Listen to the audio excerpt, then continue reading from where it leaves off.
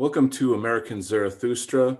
This is our next episode of Imperium Art. We're very, very pleased to have an amazing writer and essayist, Spencer J. Quinn. Thank you for joining us today, Spencer. Thank you very much for having me. So Spencer has produced a book, Charity's Blade, that we're going to talk about. We're going to focus on today a bit, but there's a lot of other work that he's produced that really, really needs more attention in our sphere. He's an incredible writer, and I strongly urge everybody to check out the links that I will include with this show. But before we begin, let me just also welcome back my friend and co-host, Gaius Nullus. Hello, everyone, and hello, Donald, and hello, Spencer. Hello.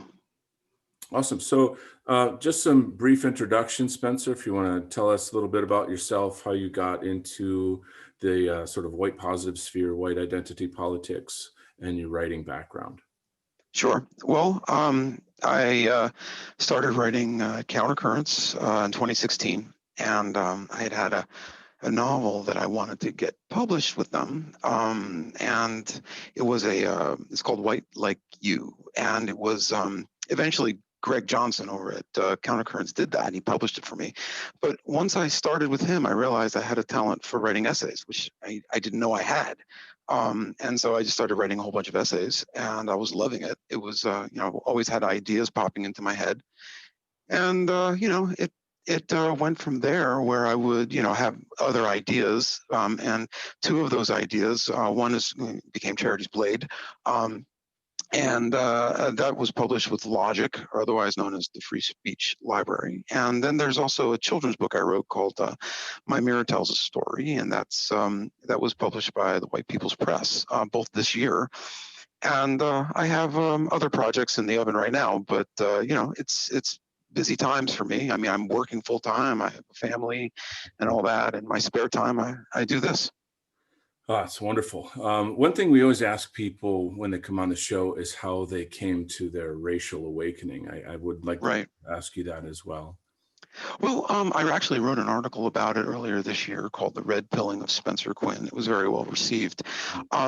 Basically, I had a dad who knew what was up, and he was very blunt, very direct about it. And when I was young, like a lot of people, I flirted with all the lefty stuff and the equality and all that jazz, and I would argue with him. And after a while, I began to realize that his arguments hung together pretty well. And when I was out on my own in life, I started to question a lot of the these lefty ideals. It's just like maybe like a scientific kind of way, and I realized they weren't really holding up very well.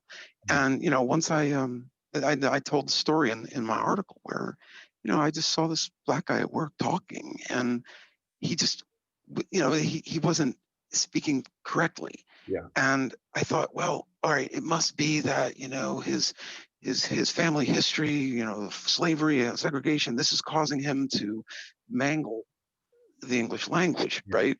Yeah. And then I'm like, how could that possibly be? What's the mechanics here? I mean, I just didn't know. I couldn't figure it out. And then I realized, no, history's got nothing to do with this. His family's got nothing to do with this. It's just that his mind cannot parse the language properly in real time without putting forth a great effort.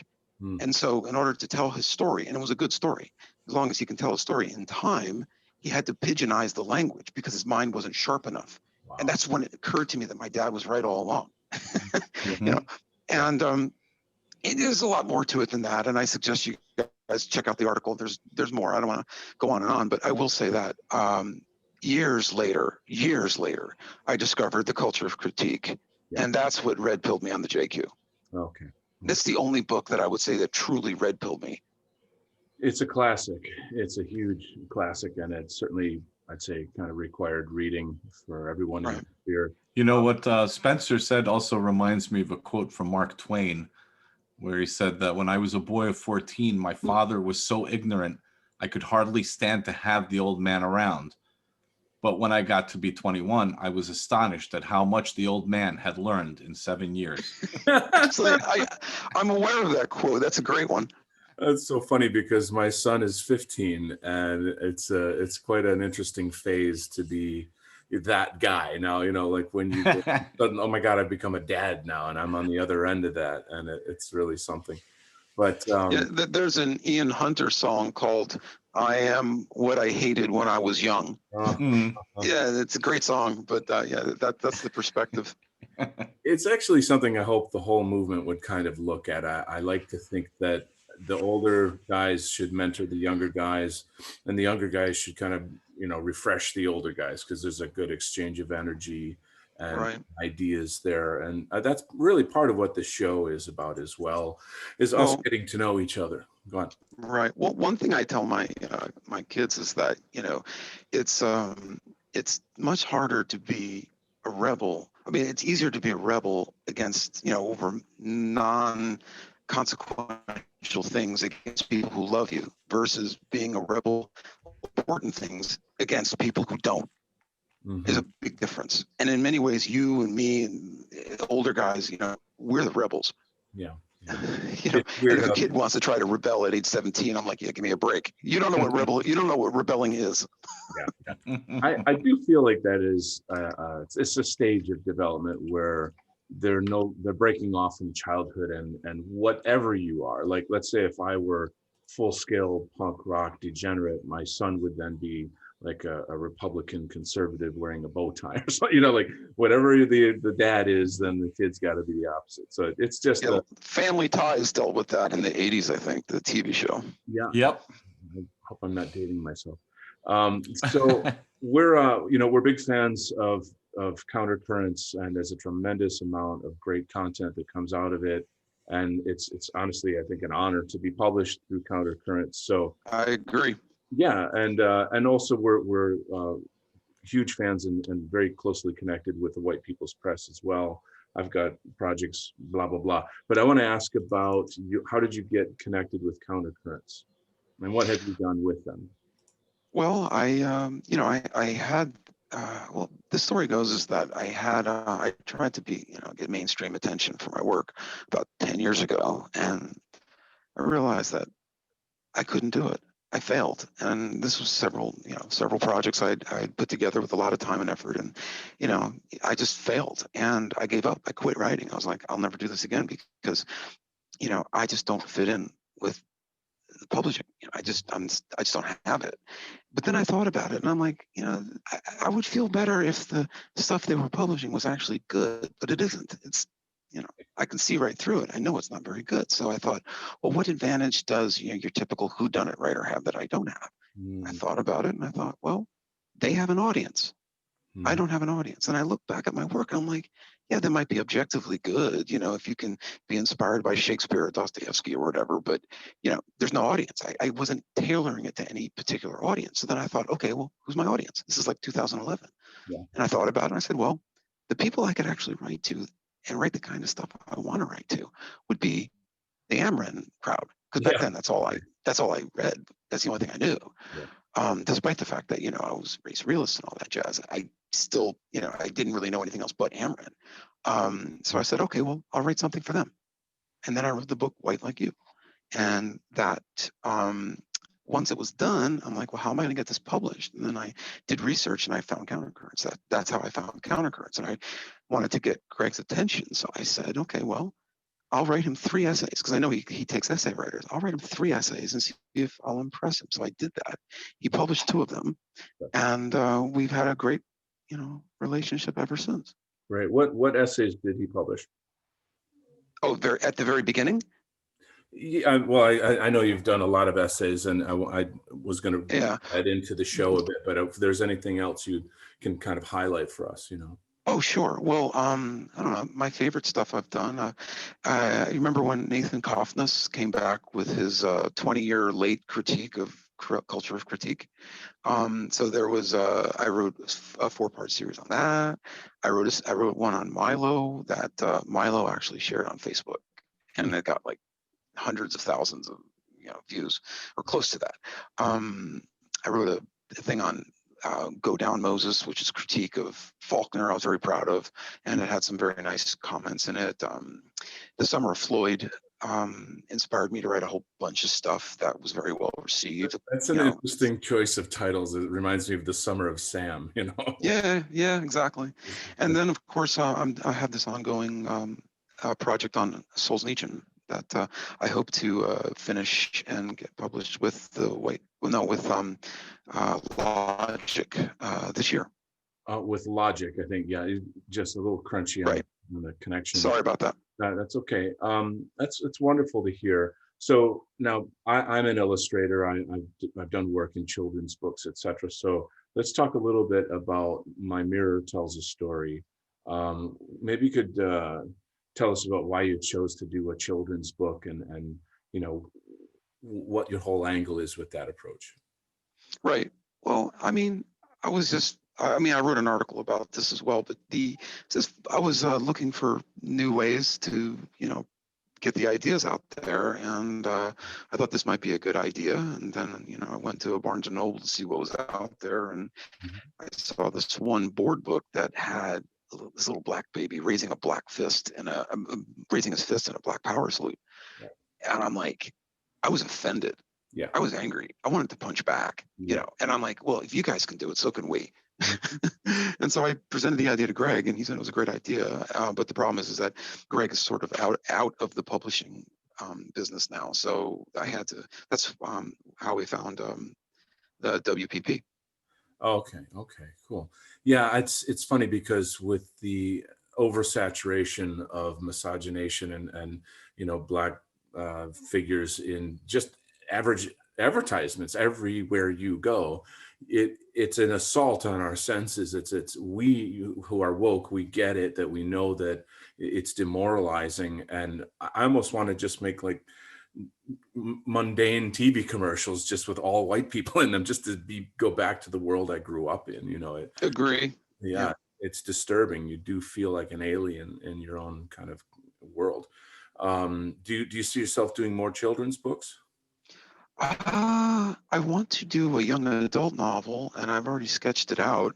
And I'm hoping to get that done this year too. I presented the idea to Tony over at WPP, and he liked the idea. I gave him the synopsis, and he liked it. And so hopefully by the end of the year, I'm shooting for about 40,000 words. So hopefully I can get it done, but it's going to be tough. I do have a question for you. This is a big thing floating around the ether in our spheres with people who are writing and publishing.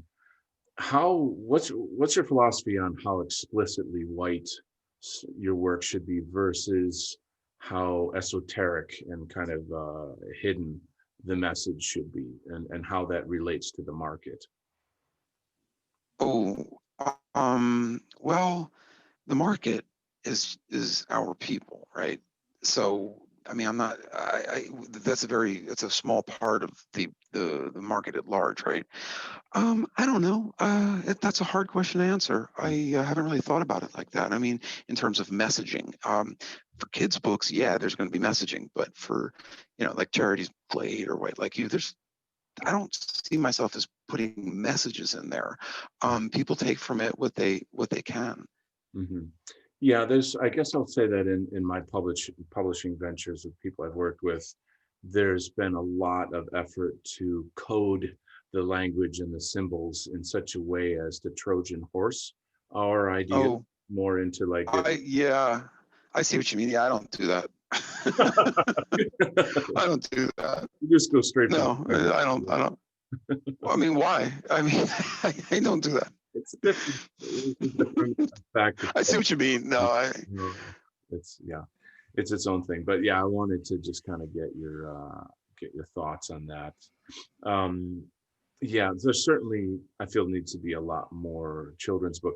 As somebody who has worked in the education field, schools every year, every non-COVID year, teachers they'll get a catalog where they order stuff for the year, and to have your children's books in these educational catalogs, you could, for one, sell a lot of books, but to reach a lot right. of children, right?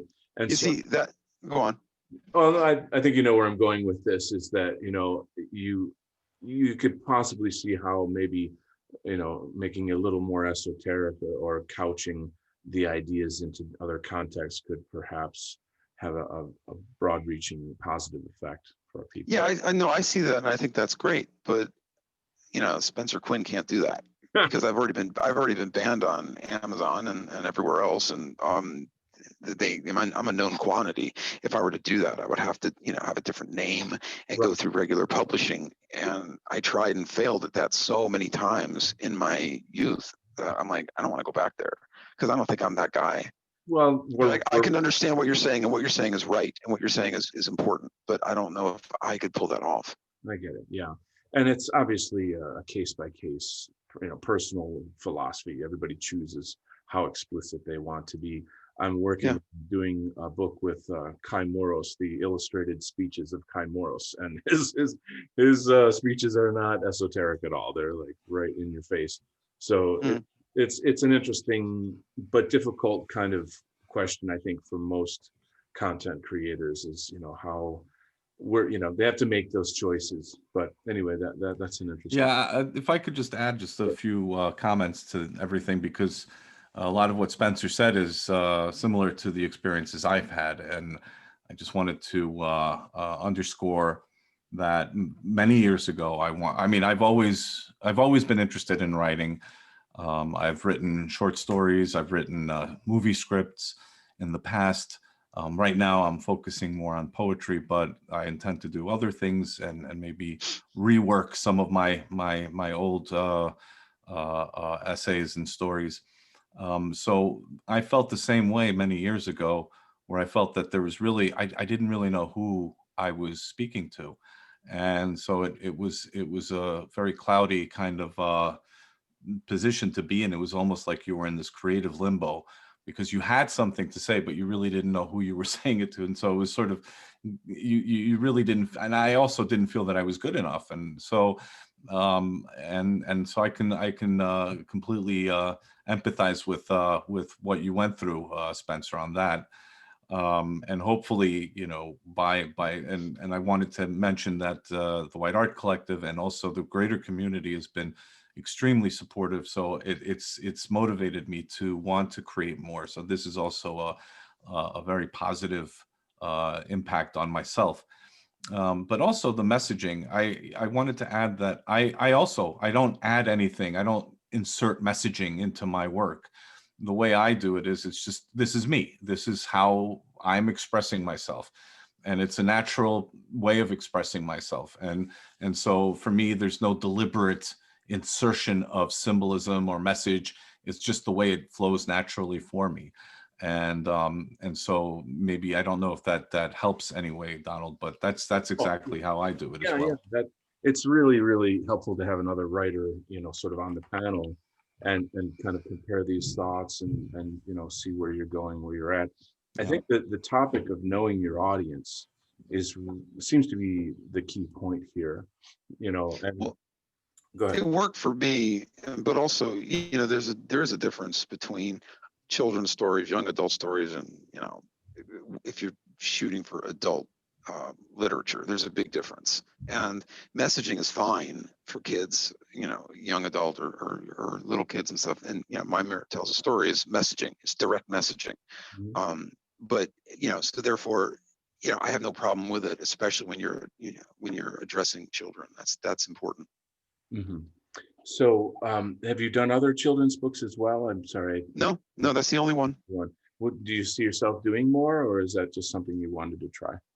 Well, like I say, I have a young adult novel that I want to get through this year, and I have sketched out my third adult novel. But the funny thing is that I'm not really sure how things are going to turn out with the. Can you guys hear me? Yeah, go for it. Okay.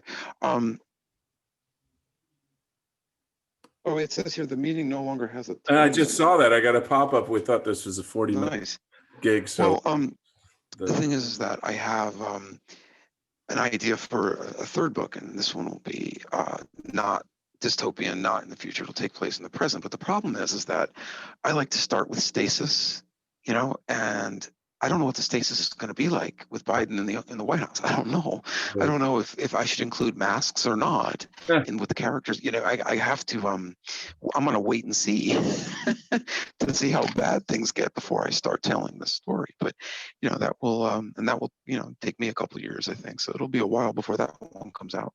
Wow. I think a lot of us, I mean, you can't really ignore that we just went through a very ugly and enormous paradigm shift. And I think even for us in the White Art Collective, et cetera, we're all kind of regrouping and rethinking things, what we're going to say, where we're going to go with this, who is the audience, the power of narrative in relationship to this new paradigm.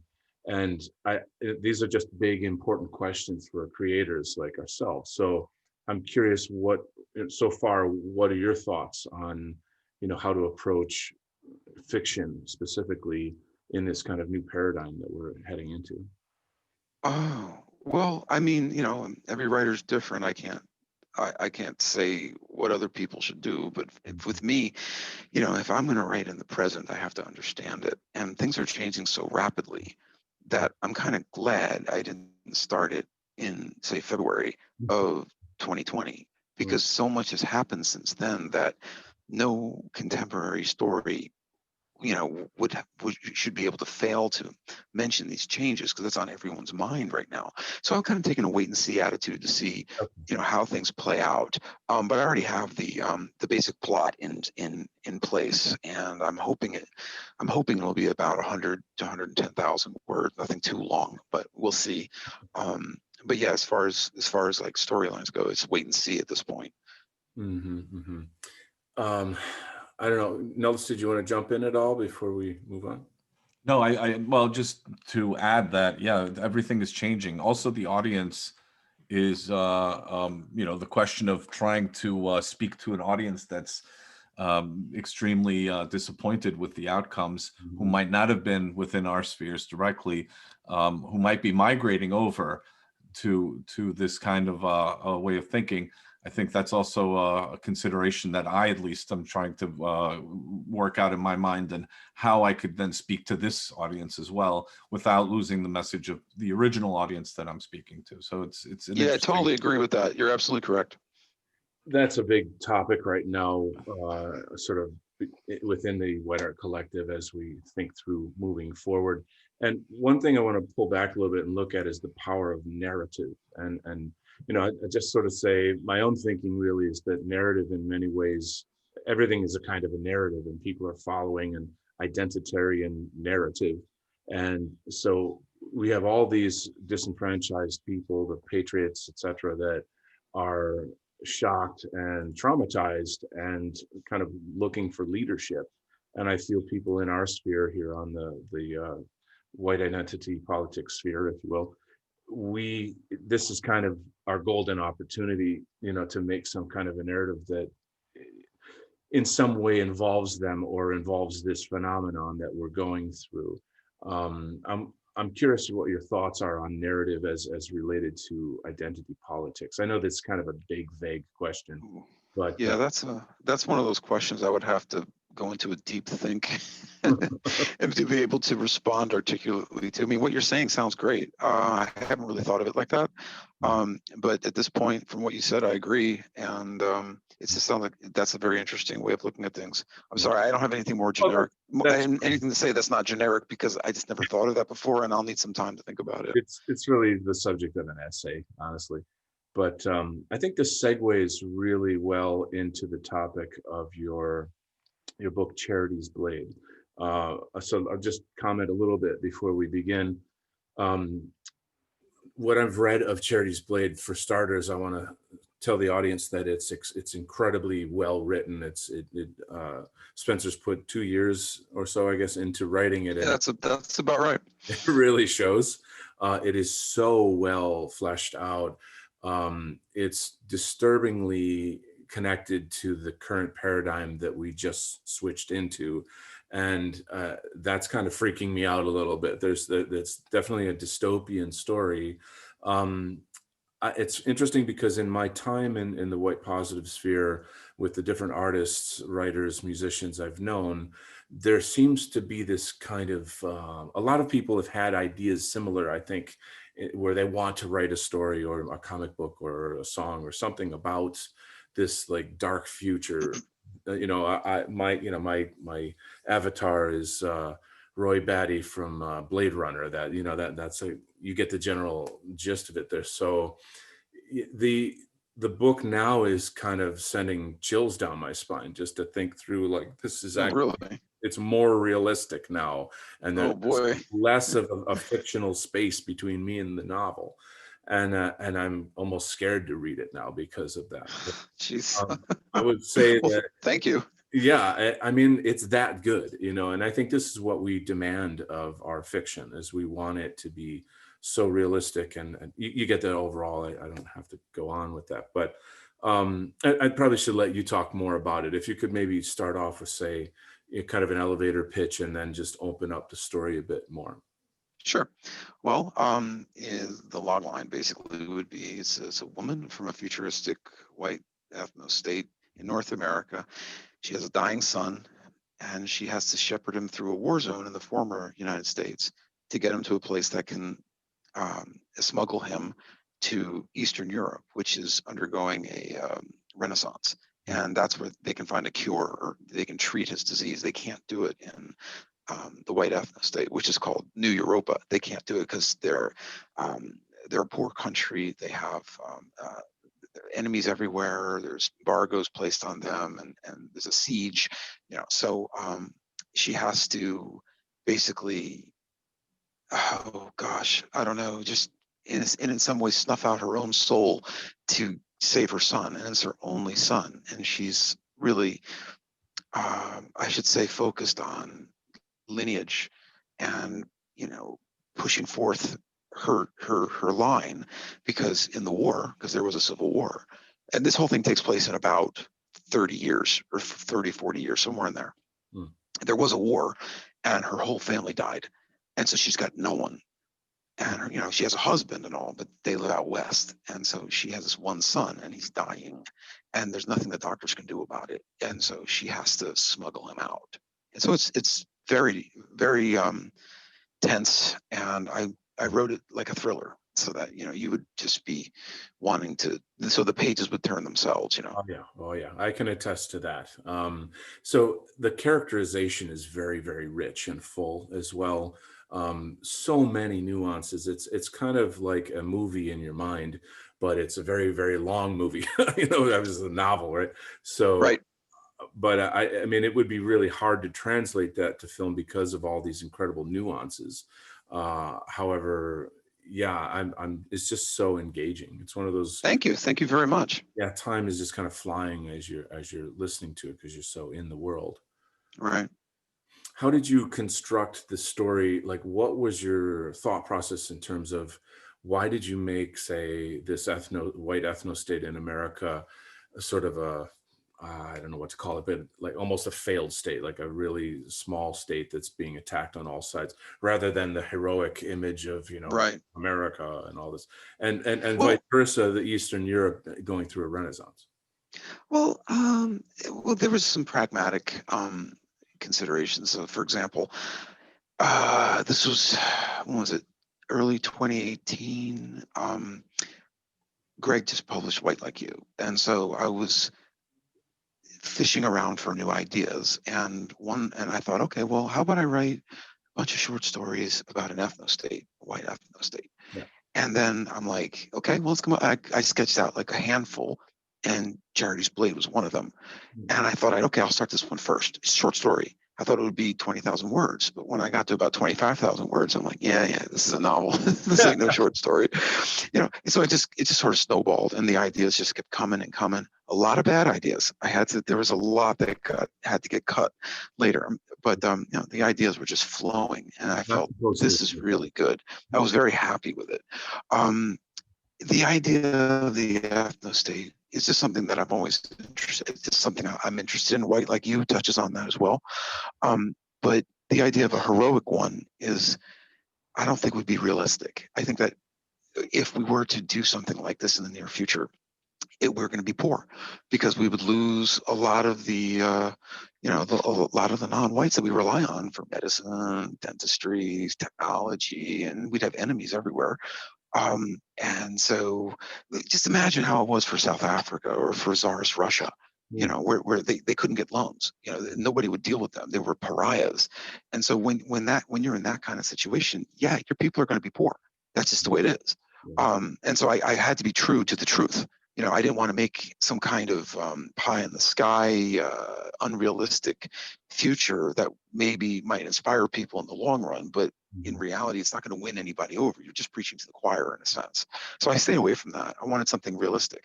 But the story doesn't take place all that much in the ethno state. It takes place in the United States, which is worse. Yeah, much worse.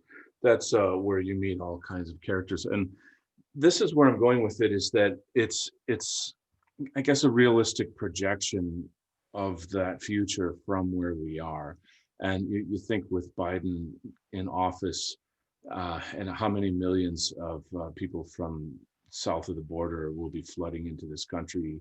I've heard that there's already been, like, an exodus in, say, Texas, of people leaving, mass exodus of that. And the demographics of this country appear to be changing in such a way, whereas whites will increasingly become kind of an island, or if I don't want to get dark and dismal or Well, no, what you're saying is correct. yeah.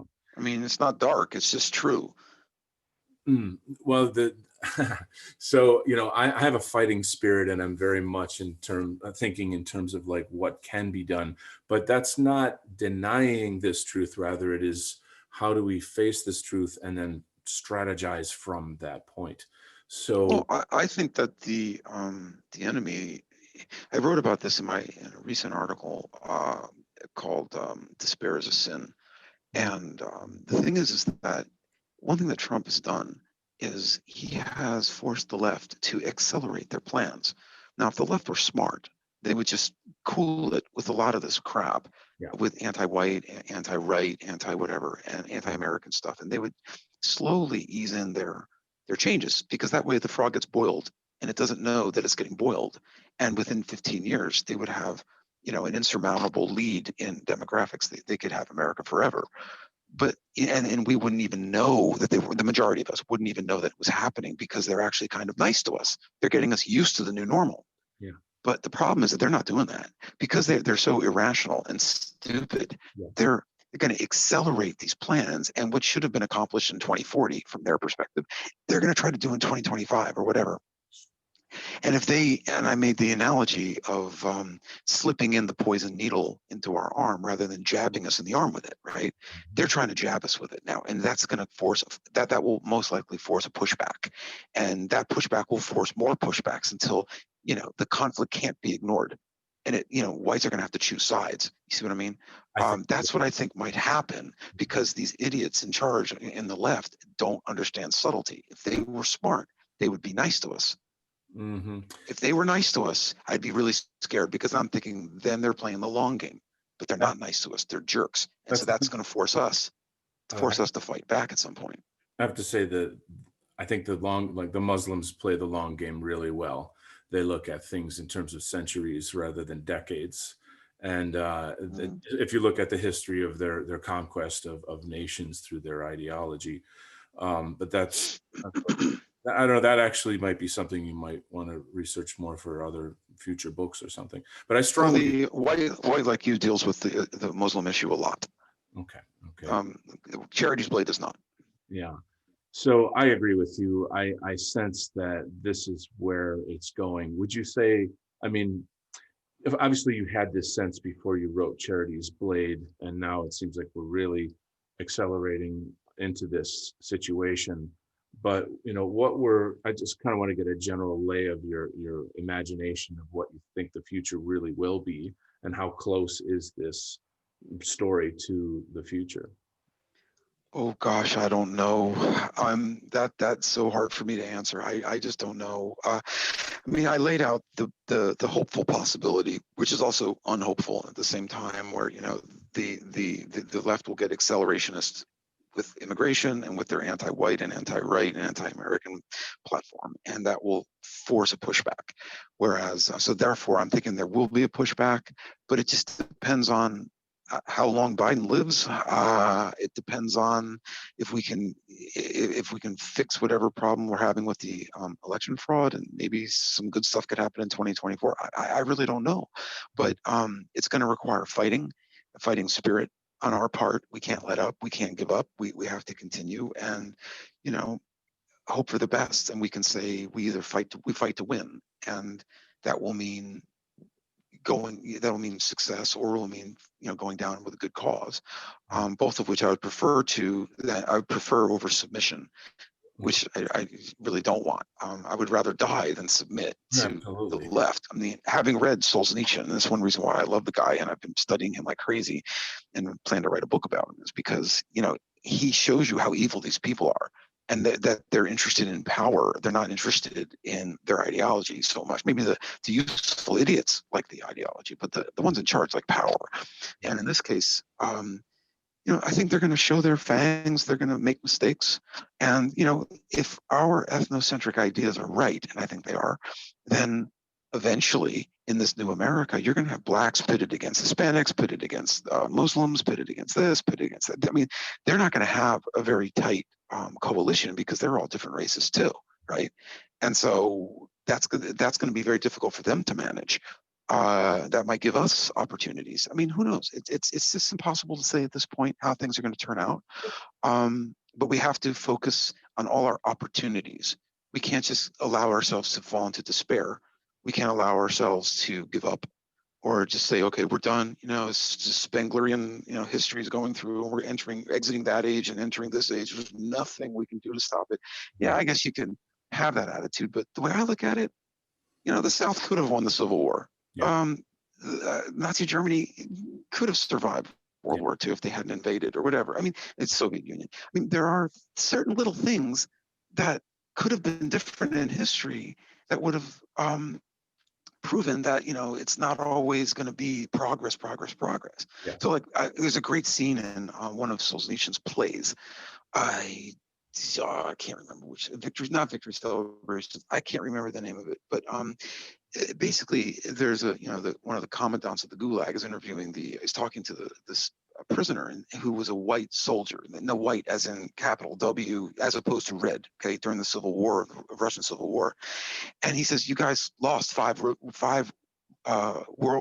in a row, or how many wars you all lost? You lost the Japanese-Russian War, you lost World War I, you lost the Civil War, you lost World War II. Okay, 4 in a row, something like that. Yeah. And you guys are losers." And the main character basically says, "No, we're fighting for what's right." And he did quibble on some of the history, and that's what I'm doing in a sense. It's like it didn't have to always be that way. If things had gone a little bit differently, who knows? So we have to keep that in mind, that progress is not something that will always come about and will never stop. It's got to stop. We have to reverse it. Either that, or we're going to have to live with pedophilia. I mean, I think that might be their end game. I don't know. It's what it sounds like. I mean, it's madness. Let Nullus jump in a little bit. I'm sure he's got. And I do want to talk about Nullus's essay too at some point. Oh, we'll certainly get to that. I'm wondering if Nullus is with us right now. I'm still here. Okay.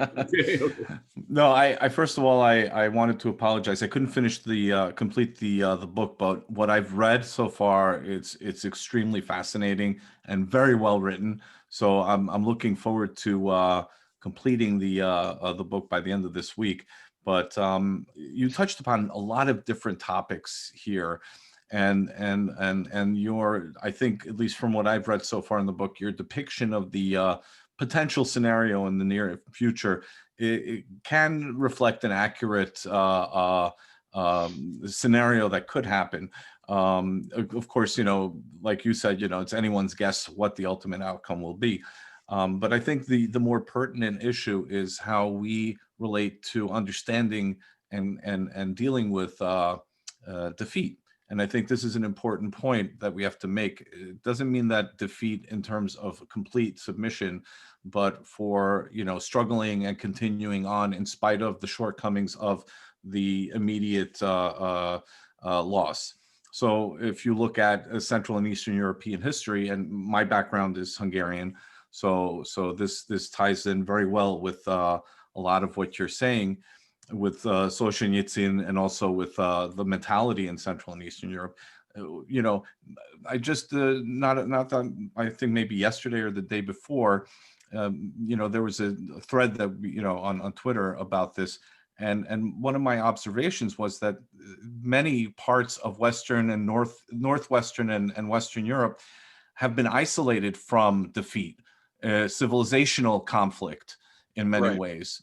And so, you know, the brunt of the attack of civilizational conflict was on the borders of Europe. It was Spain, Italy, it was the Balkans, it was in the Vienna, east with the 1683. yeah, and so you have all of these different experiences. You know, as a Hungarian, the Turks were in Hungary for 150 years, and Right.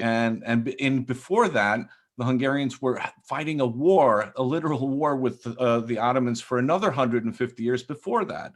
And so Right. these dimensions are just unimaginable to many people that live in Scandinavia or in the you know, the British Islands, or even in France or Germany. They don't understand the civilizational conflict aspect of it.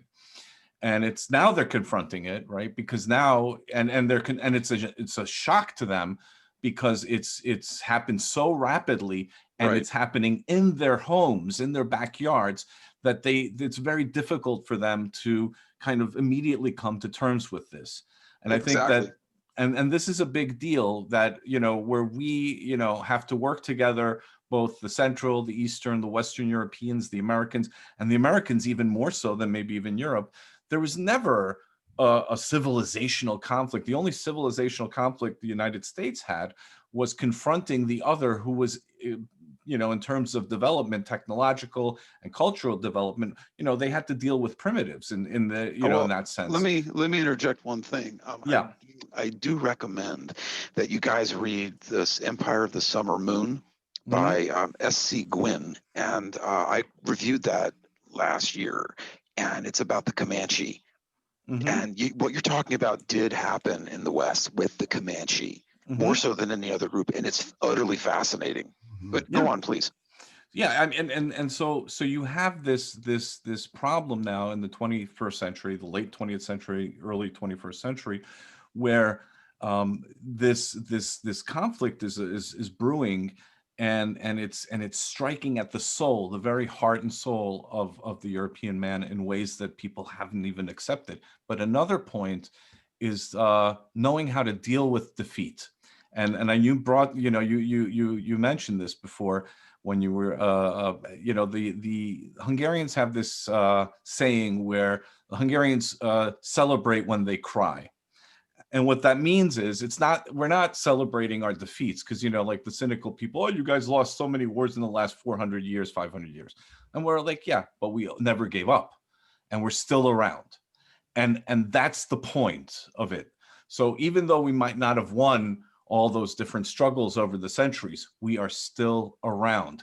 And that's that perseverance that we have to sort of build in our collective spirit, understanding that this is a very long struggle.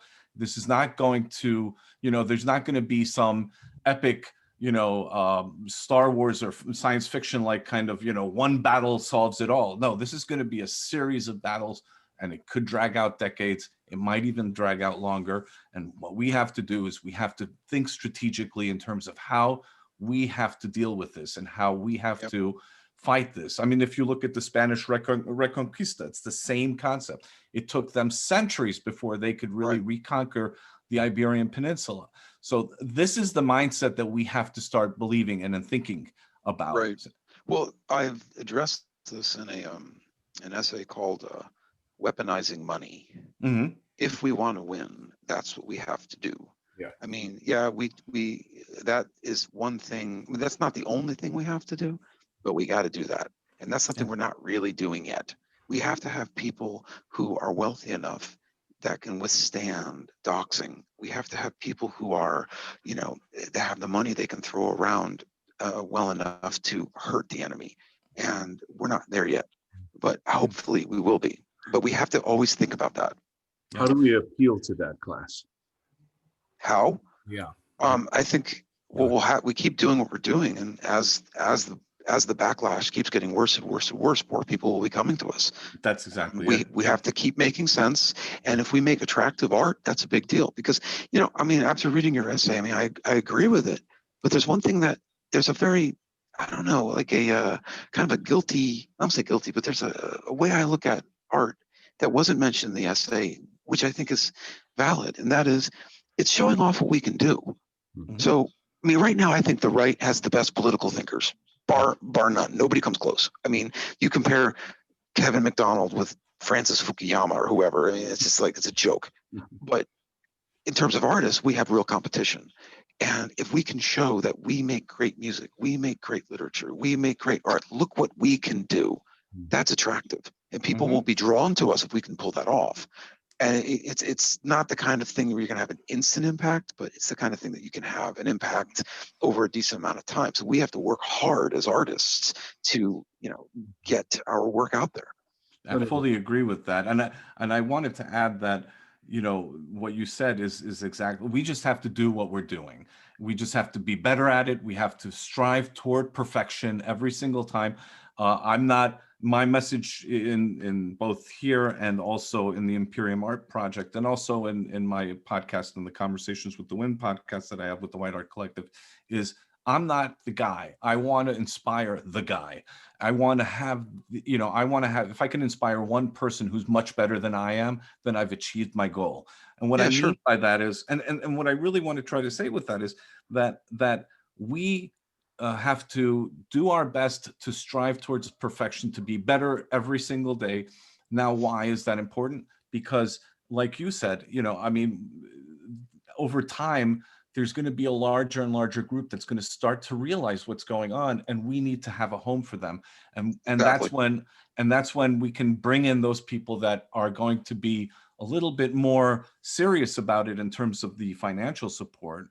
And they're going to recognize this, and they're going to say, yes, this is what we need to support. And I think that's it. If you ask me, this is just going to happen naturally. It's going to happen because we are good at what we do in terms of an art collective. We just have to keep at it. We're not allowed to give up. That's the most important message, I think. Let me jump a little bit here. I don't know if this ties all this stuff together, but the White Art Collective, we're kind of having this discussion now about, what do we do with this new paradigm? How do we move forward? And one thing I'm suggesting is having something like a unified message that we can in some way put our collective minds and collective power to. And the message seems to be that, Americans are being forced to see that we're engaged in a civilizational struggle, and that we have to wake everybody up to that. And interestingly, that does also plug right into the Imperium Art Project, where people see they're connected to the continuity, they're connected to our people, our history, our greatness, and therefore they can turn around and look at the future with hordes of warriors behind them, and this great spirit of let's engage this battle with joy and light. So I don't know, I wanted to kind of gather your impressions on it, because it's tricky telling a group of artists, let's all say one thing, that doesn't really jive with every artist has their own thing they want to say. But I feel as if like a heavier mantle has been placed on our shoulders now. And in order for us to accomplish these things that we're talking about right now, it seems to me like we maybe need a more unified message. Well, I don't know. Maybe, I mean, it has to be organic, whatever it is. I mean, I really liked what how you described it on Millennial.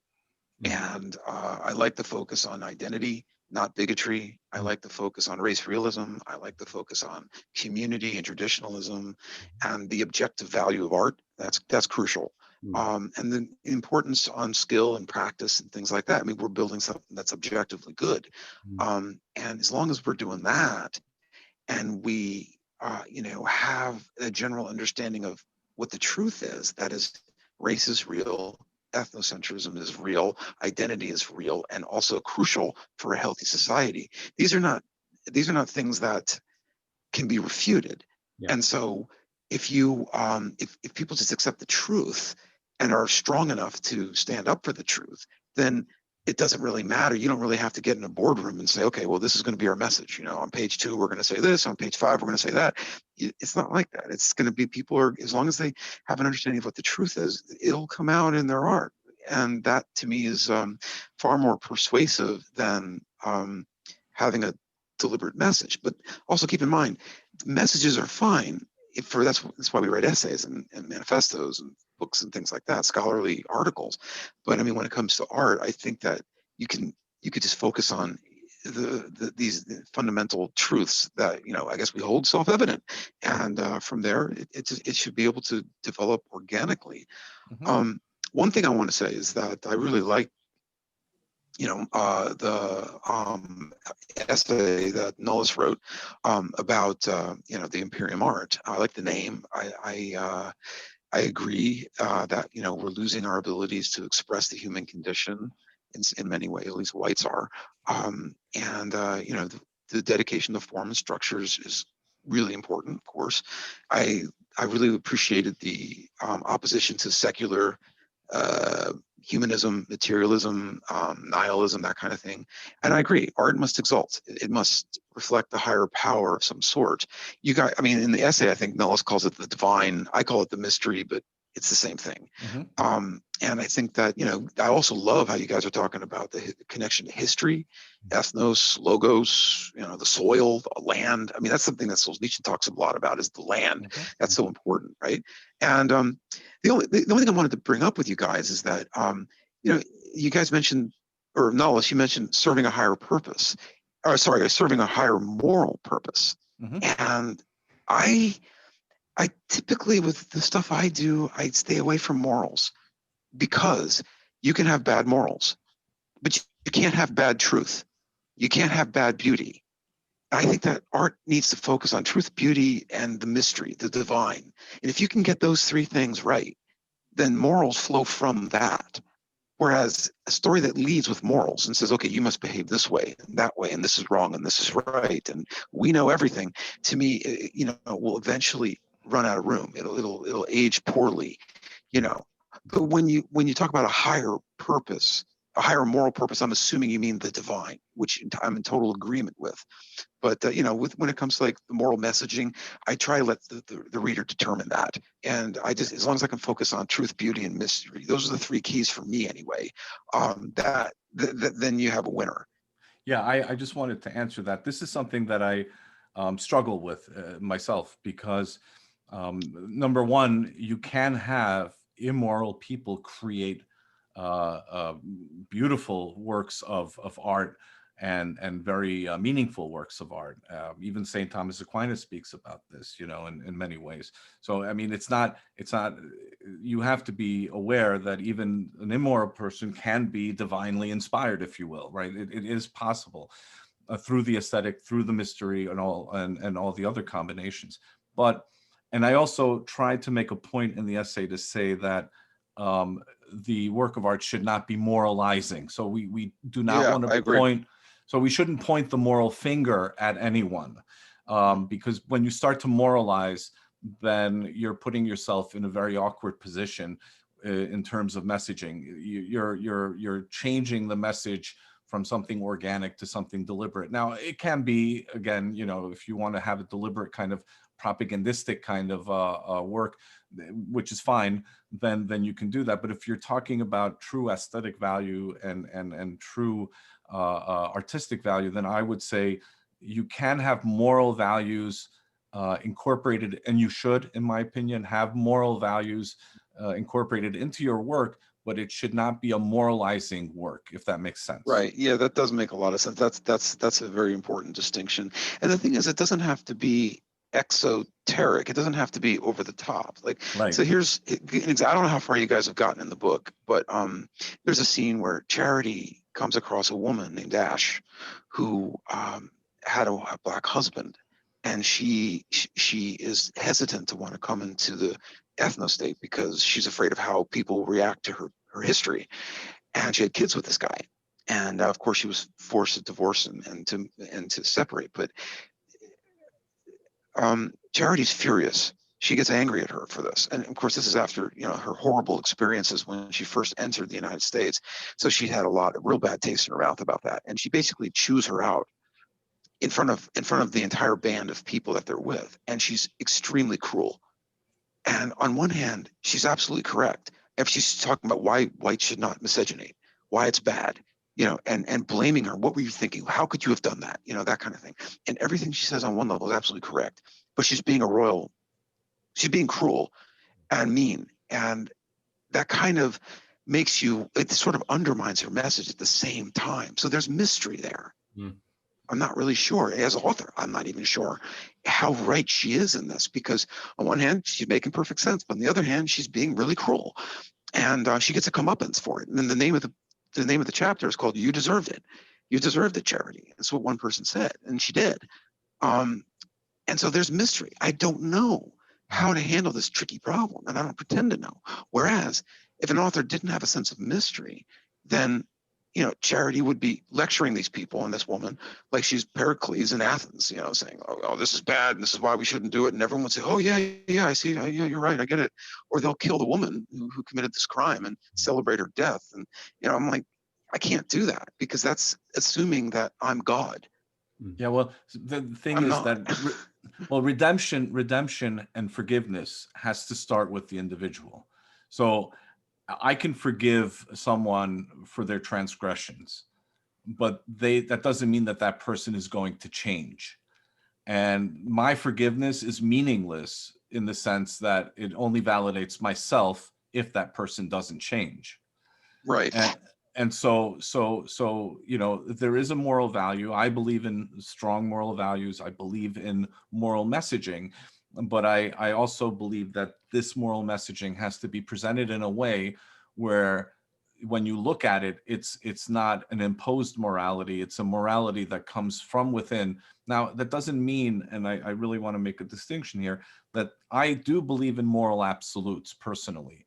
But I also believe that for you to be able to go through that redemption arc in a story, for example, right, you have to have that person go through that redemption arc and realize it themselves and come to that realization through either some kind of deus ex machina or some other kind of form, but they have to realize it, right? So in other words, that realization cannot come from another human being. It has to come either from themselves or divinely inspired, if you will.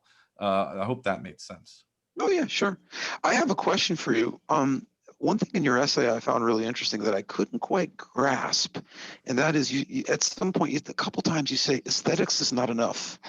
Mm-hmm. I think you quote T.S. Eliot, Mm-hmm. and I didn't quite know what you meant. So could you expound on that? I know I'm not the interviewer here, but I do want to know. Well, I see a good example is that you can create something beautiful. But if there's, and this is, again, it comes back to this issue of the question of morality that I'm personally struggling with. In question of morality in art is what I'm struggling with, to be more specific. So you can have something that is objectively beautiful, but it's empty. It has no other meaning other than being very beautiful. Pornography is a good example for that. You can have a woman that's extremely beautiful, that's very aesthetically pleasing to the eye, but then it represents something completely degenerate, and it represents something so that it corrupts you, right? And so aesthetics alone, if you just have something that's very visually or stimulates your senses in a positive way and in any other way, right, is pleasing your senses. I don't think that's enough. I think that you need to have some kind of a cathartic experience. You need to have some kind of a deeper understanding, whether it's conscious or subconscious, but you do need to have some kind of a deeper experience than just purely the aesthetic itself. Yeah, I see what you mean. Have you guys heard of the idea was floated by Keats, the poet, called negative capability? Mm-hmm. No. Okay, doesn't he write an essay about it, like, I don't know, whenever, 200 years ago? And it kind of talks about what you're talking about, where he's talking about an artist who has tremendous skill and is able to render these images that are just gorgeous, but there's just nothing there. They're Right. completely empty. And that's because he lacks negative capability, which is the ability, as far as I remember, now this is going back to my lit days, but the ability to pull yourself away far enough from your work to see it, I guess, in a three-dimensional manner, rather than Hmm. being so close to it that you can't see beyond it. It's a. I'd have to go and study that idea again, but it's basically the ability to pull yourself back and look at it as if you're God, or as if you realize that there's more to the world than just what you're presenting. There must be mystery, and that's one thing I like about certain art that I go back to. I'm always trying to wrap my mind around it, and I realize I can't easily do it because there's contradictions here. There's mystery. And that's what Hmm. negative capability is about. And I wrote an essay about it a long time ago, but you guys want to check it out because it's right up your alley. I'll definitely look Absolutely. that up. I do want to comment a bit on what you guys are talking about. The question of morality in art seems to me to be a question of aesthetics. So the question of art versus propaganda, in this case, Right. art being a question that you're proposing to the viewer versus propaganda is a statement that you're making to the viewer. And there's this kind of, spectrum in between. And then what we're talking about here as artists, creators, is the difficulty of having that negative capability, that sort of bird's eye view. Is this good art? Am Hmm. I being mysterious enough, or am I being too mysterious? Because you can't fall off the cliff into it's just being vague, right? Yeah, you're right. You're absolutely right. There's And a this, balance. yeah, this also ties into what I quoted in the essay with T.E. Hulme about split religion. It's pretty much the same concept, where if you tear yourself away from the metaphysical, then you define yourself as God, because you have to have some kind of religiosity in your art. And if that religiosity in your art then becomes if there's no divine metaphysical connection to it, then you become the God. And then Absolutely. I agree 100%. That you got it spot on there. I find these questions really exciting and interesting.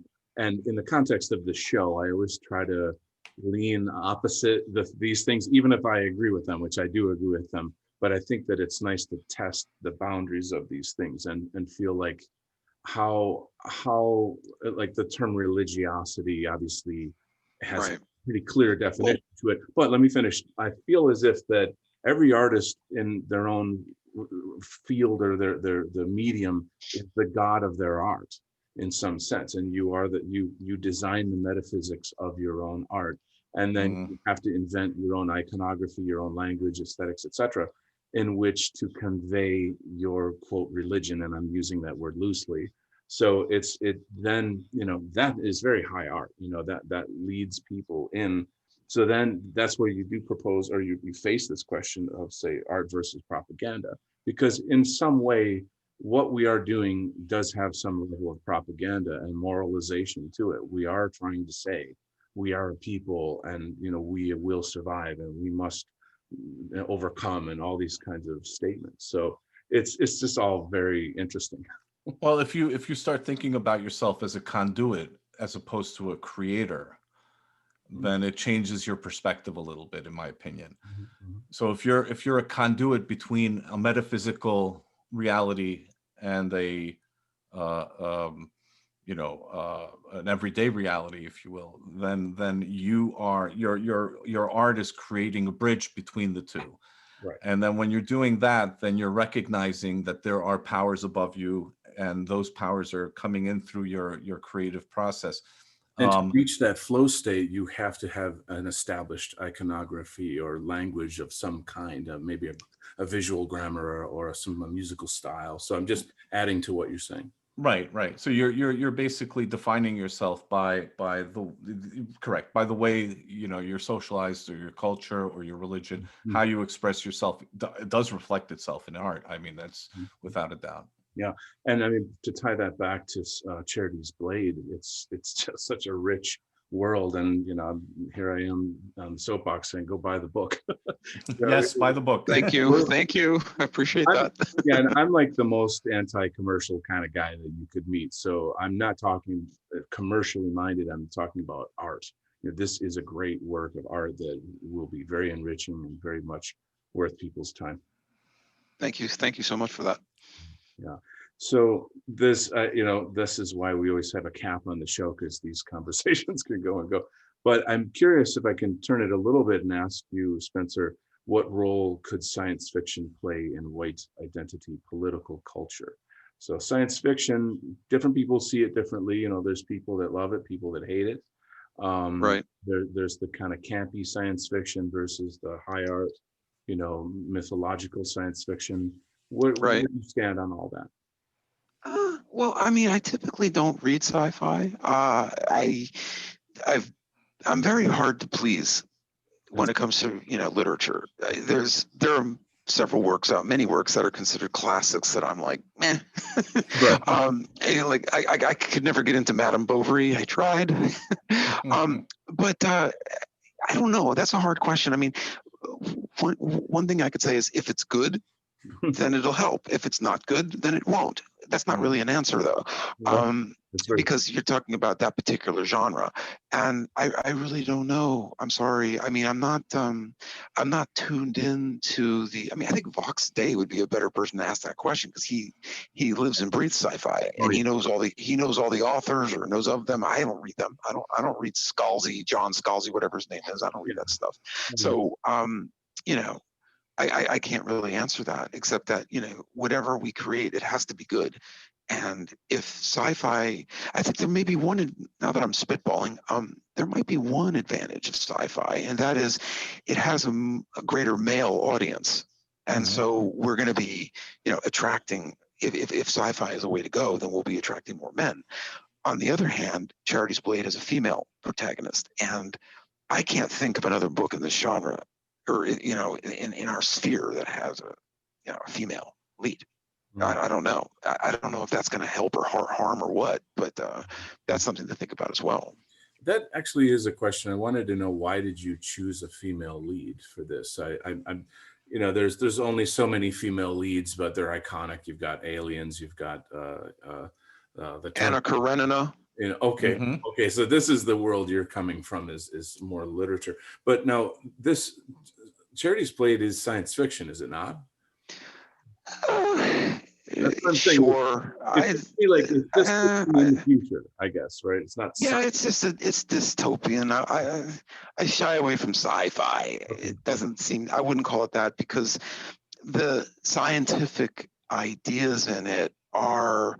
I mean, they're there, but they're not terribly crucial. So, like, for example, one of the hallmarks of like classic sci-fi would be the scientific ideas are great, but the characters are so-so, and the plot is so-so, and the language is so-so. Like Foundation. That's what I came across with Foundation, as a guy who thinks a lot about science, but he's a crap writer, and he just doesn't know how to create characters. He doesn't know nuances of storytelling. He's just not very good, but he has great ideas.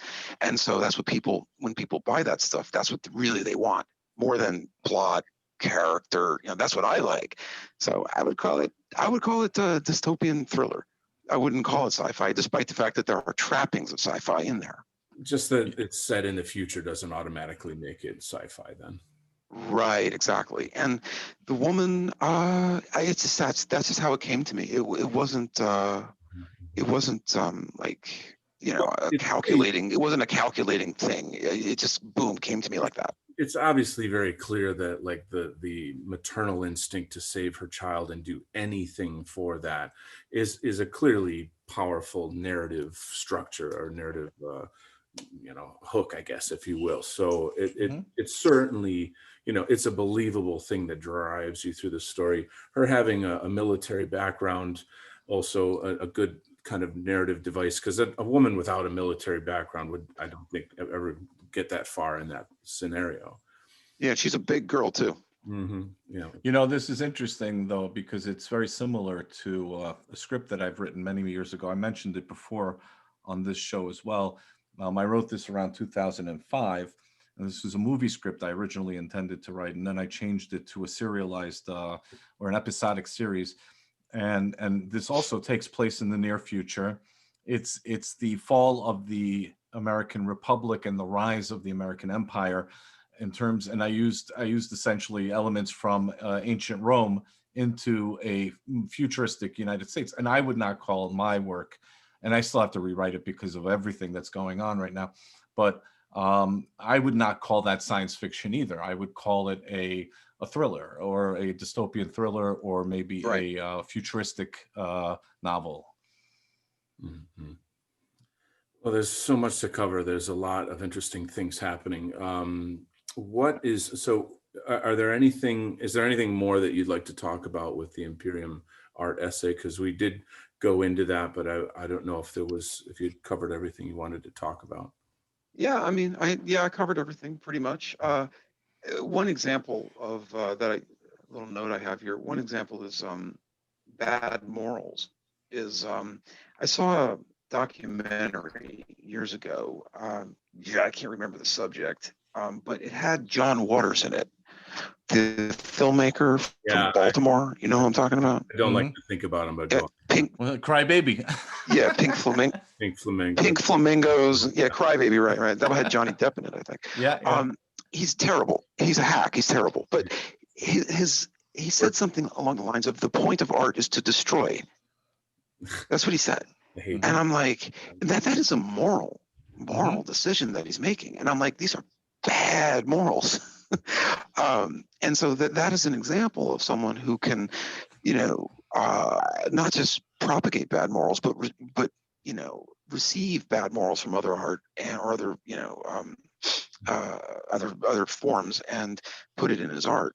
Mhm. And that's why I think morals are downstream from truth and beauty and mystery. Those things have to come first if you're an artist, in my opinion. And if you do those three things right, the morals will come, and they'll be good morals.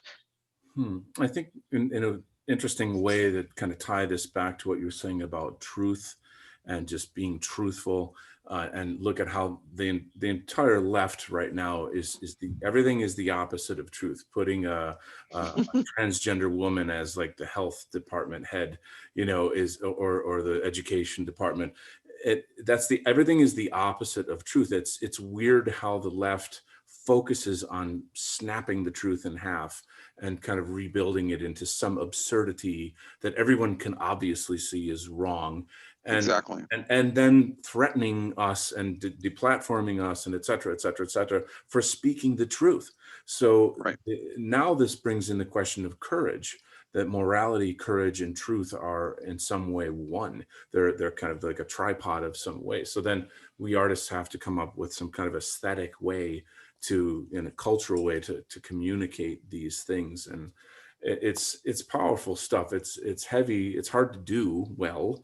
I mean, anybody can kind of smash garbage out, and like, but people like John Waters is an exact example of my essay on postmodernism, and the concept of destroying truth, and this whole art should upset people. And I'm like, that's anti-art. That's I think of like Andy Warhol as the antichrist of art. That's the mentality. It's And degenerate. yeah, absolutely. Anybody can make art. He tells people what to do, and they throw it together for him. And there's it's so demoralizing, and it really cuts out the very heart of Western civilization. Look, anybody who's been to Europe and looked anywhere can just see through the architecture and the cathedrals and the museums. And art is an integral part of Western kind, and so it's powerful, it's important, it's essential. And so these questions tie in really, really well. And I think that plugs into what Imperium Art is. Yeah, I agree. Well, I think we've solved all the world's problems here. So. When you guys are done with it, I'd like to hear what you think. Absolutely, yeah. Yes. Yeah, I really would, because it has an interesting ending. Mm-hmm. I'm sure after going through the whole journey with her, that's I'm excited to just get to the end and then experience that. Please let me know. I really would like to know. Absolutely. And we live vicariously through these characters too. Like, in some weird way, that becomes part of our own life experience too. And that's part of the theater, I guess, that we love in the arts. But so if you want to just tell people where they can find you online, and of course we'll leave some links below. Just Countercurrents and the White People's Press and Logic or the Free Speech Library. That's about it. Wonderful, wonderful. Spencer, it's been incredible. Thank you so much for joining us. Thank you. Thank you very much. Yeah, you've contributed so much in this very short time to the Imperium Art project, and we're very grateful. Yes, Yeah, thank you very I much. I want to hear more from you guys, and I look forward to talking to you again. I really appreciate it. Brilliant, brilliant. Okay, and thank you to the audience. Please click the links below, share, subscribe, comment, and carry on.